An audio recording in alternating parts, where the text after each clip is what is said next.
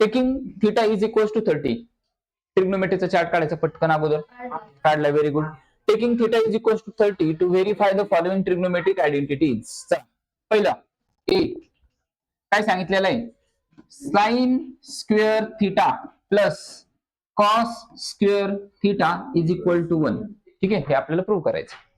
दोन्ही बाजूंना same same आलं पाहिजे, ही आयडेंटिटी आपल्याला प्रूव्ह करायची. चला, थिटाची व्हॅल्यू किती टाकायची आहे? थिटाची value sine square 30 plus cos square 30. Okay, हे घेतलं आपण.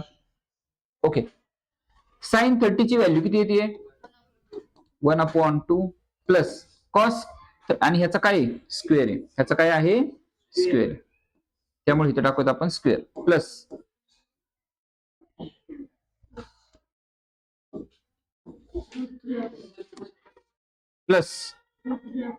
√3/2 आणि त्याचा पण काय आहे स्क्वेअर आहे. ओके, सो 1 चा स्क्वेअर 1, 2 चा स्क्वेअर 4 प्लस √3 चा स्क्वेअर 3, फक्त 3, आणि 2 चा स्क्वेअर. डिनॉमिनेटर कसा आहे दोघांचा? सेम आहे. किती वेळा लिहिणार? एकदाच लिहिणार. आणि वरच्या दोघांची ऍडिशन 3 आणि 1 4/4. सो आन्सर आलं तुमचं 1. ओके, सो हा झाला तुमचा LHS. ठीक आहे, सो बघा इथं RHS ला राईट हँड साइडला काय होतं तुमचा 1, आणि लेफ्ट हँड साइडचा आपण सॉल्व्ह केलं तरी पण काय आला तुमचा 1 आला. म्हणजेच काय LHS is equals to RHS. Hence दिलेली जी आयडेंटिटी आहे ती प्रूव्ह झाली. So LHS is equals to RHS, hence prove. Right hand side hence prove. ठीक आहे, दुसरी घेऊयात. चला, आणि मग तिसरी तुम्ही करणार. तिसरी तुम्ही करणार.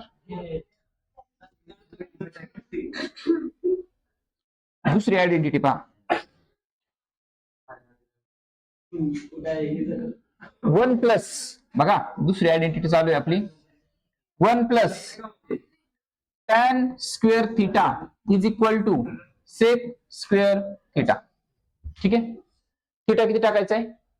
Theta 30. So 1 plus tan square 30 is equal to, हे पण घ्यावं लागेल आता, सेक स्क्वेअर 30. चला, tan 30 ची व्हॅल्यू सांगा. 1/√3.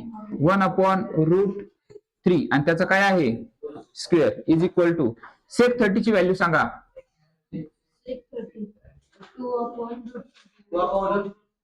2/√3. त्याचा पण काय आहे स्क्वेअर आहे. डन.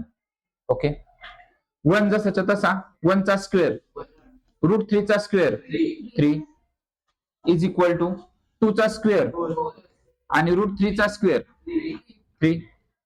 3 1 चा 3, 3 आणि 1 4, 3 1 3, 3 मध्ये 1 मिळवला 4. सो 4/3 आणि या बाजूला पण काय 4/3. So LHS is equals to RHS आणि हेन्स प्रूव्ह. ठीक आहे, तिसरं तुम्ही करणार सेम असंच. ओके, कॉट 30 आणि कोसेक 30, आणि दोन्ही बाजू कशा आल्या पाहिजेत तुमच्या सेम आल्या पाहिजेत. इथं पण तुम्ही तसं, हा जो एक आहे ना तो खाली घेतला तरी चालेल ना, हा जो एक आहे तो खाली घेतला तरी चालेल. इथं इज इक्वल टू 1 करून लिहून टाका.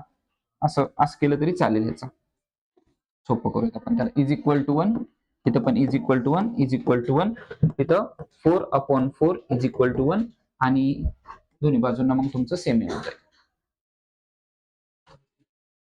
So 1 is equals to 1. So इथे लिहिणार LHS is equals to RHS आणि हेन्स प्रूव्ह.